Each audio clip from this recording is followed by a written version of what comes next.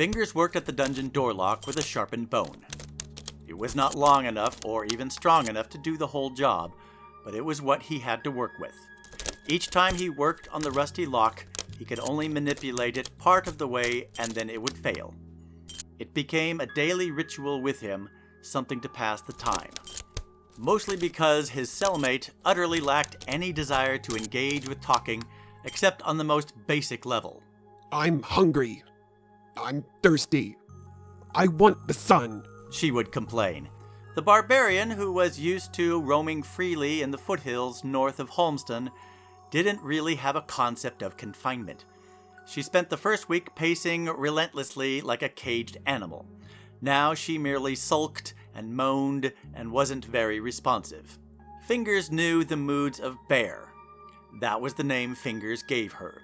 It was his own word joke, calling her Barbarian, and then he shortened it to Bear, saying she looked like one anyways. They traveled a lot together, exploring the eastern reaches of the Holston region. They had helped themselves to some sheep that were grazing on a hillside. They made a dandy meal of it for many days. They did not know that the sheep were under protection of the local lord, however, and when they awoke one morning, they found themselves surrounded by the regional sheriff and his armed men. They were thrown into the castle's dungeon, awaiting trial and probably punishment. Whether that would include cutting off of hands, or longer confinement, or even death on the gallows, it remained to be seen. Bear would rather have a hand cut off, or death, than endure more confinement. Fingers would rather keep his hands, thank you very much. As it turned out, though, it seemed they had been forgotten down below, as they hadn't been fed for 2 days. Fingers worked at the lock some more with slightly better success, but the rusty workings made it difficult. But maybe he could use this to his favor, as rusted metal can be weakened metal. Bear, come here. Come here, curse you. Don't want to. Do you want to get out of this cell? If we're meant to get out, we get out. Very deep philosophy. Bear is wise. Bear is wise as a stump. Hate man cage. No sky. Hungry. Then come over here and help me with this door. Fingers worked the lock some more. Eventually, Bear stirred and got up and came lumbering over towards the door, which barred their freedom. It was a wooden affair with metal hinges, a metal grate at head's height, and a metal lock which connected it to the stone wall surrounding it. Fingers was working on the lock mechanism and had turned the bolt only slightly with his bone implement and was hoping the rusted workings could use some persuasion from Bear. Grab the grate and rattle the door. Maybe we can shake this lock loose a bit more. Door. Bear stared at the hated thing that kept her trapped in the small, damp stone room. She grasped her hands on the metal bars of the grill. Door! She gave it a quick tug, and the door stubbornly remained firm. Again! Harder!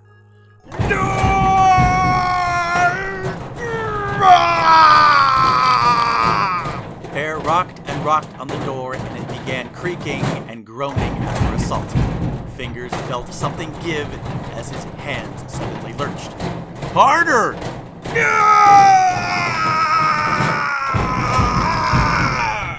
Bear's muscles strained with the pounding, but she could feel it give to her violent ministrations, and this encouraged her rage. A sudden cracking echoed off the stone wall. Bear put even more effort into the door.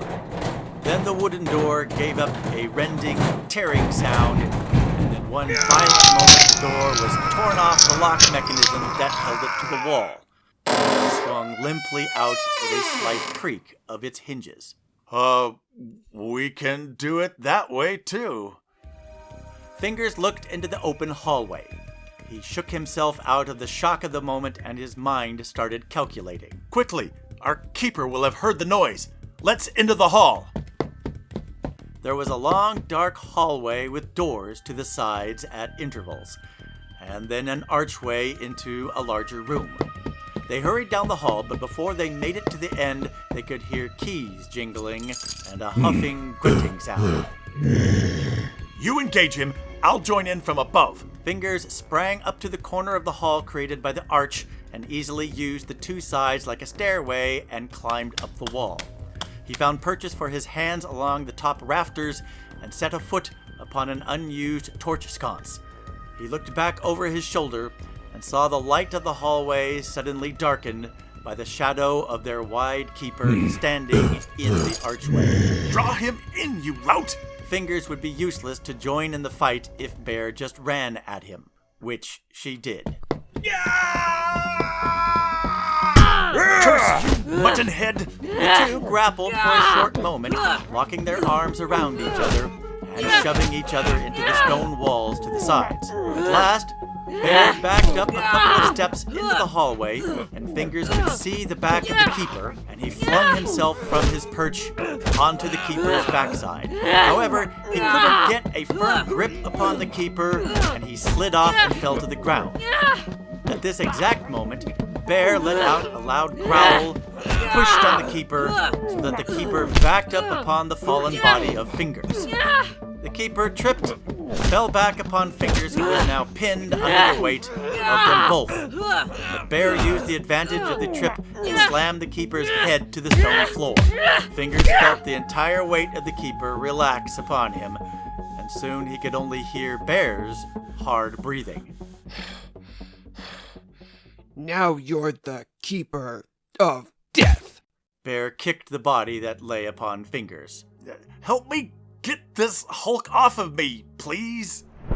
Beyond the archway lay a larger room, with a wooden chair and table, with a knife stuck into the table next to a wheel of moldy cheese. Two other archways leading to other dungeon hallways flanked the sides of the room. Set into the opposite wall was a stone stairway that led up to the ceiling of the room. A wooden trapdoor hung in the ceiling above the stairs. Fingers took the knife, and Bear gobbled down the cheese, and they went up the stairs. Fingers looked at the trapdoor that kept the room sealed. It's got a wood bolt slid across the top. I can pry it open.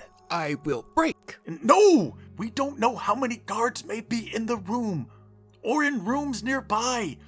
By the time you've broken the wood, there may be dozen alerted guards surrounding us. I will pry it quietly, and we can take the room by surprise. Fingers used the knife and worked the wooden bolt free so that it no longer held the door shut. He looked back to Bear and put a finger to his lips and pushed the door quietly open. He poked his head up and found himself in a square room with wooden chairs and tables all strewn about, but the room was empty. They crept along to other rooms all throughout the castle. They were all empty, and some in disarray as well. Some rooms had their wooden doors smashed in. The great hall had blood splashed upon the walls and pooled upon the floor. They went to the battlements and looked down at the courtyard, and there was a great burned pile in the center, and a lone figure sitting with its head bowed. Let's go see. Bear said nothing but wrinkled her nose. The two made it out to the courtyard, and the lone figure was still there. They cautiously approached, but the figure didn't move even when they came into view. It was a young girl in a tattered tunic.